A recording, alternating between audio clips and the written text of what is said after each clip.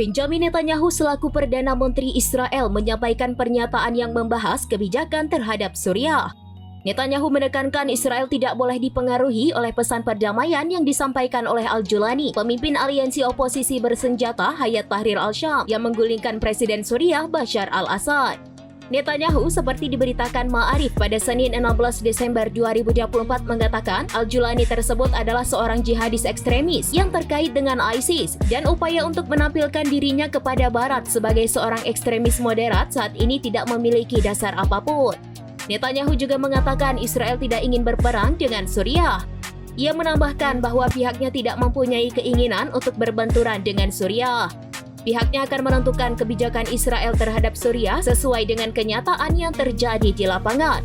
Pemimpin Israel itu mencari pembenaran atas lebih dari 480 serangan udara Israel di berbagai wilayah Suriah baru-baru ini yang diklaim menargetkan kelompok perlawanan backingan Iran yang mengancam Israel.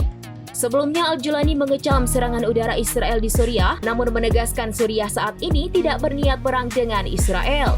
Al-Julani menegaskan kemenangan revolusi di Suriah tidak boleh tenggelam dalam mentalitas revolusioner untuk pemerintahan yang baru dan diperlukan hukum secara institusi.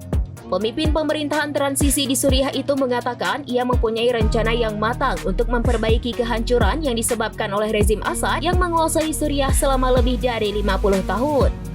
Rezim Assad dari Partai Ba'ath runtuh pada 8 Desember 2024 setelah oposisi bersenjata mengumumkan keberhasilannya merebut ibu kota Suriah, Damaskus.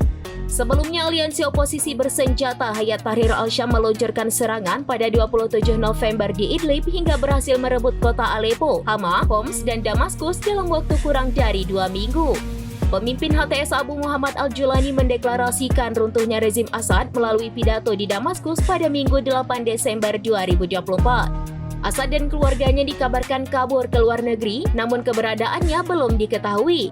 Runtuhnya rezim Assad adalah buntut dari perang saudara di Suriah yang berlangsung sejak 2011 ketika rakyat Suriah menuntut turunnya Presiden Suriah Bashar al-Assad. Iran mulai membantu rezim Assad pada 2011 dan Rusia mulai terlibat pada 2015.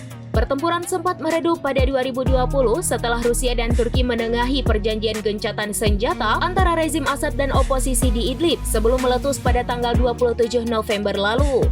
Bashar al-Assad berkuasa sejak tahun 2000 setelah meneruskan kekuasaan ayahnya Hafez al-Assad yang berkuasa pada 1971 hingga tahun 2000. Download Tribun X sekarang, menghadirkan lokal menjadi Indonesia.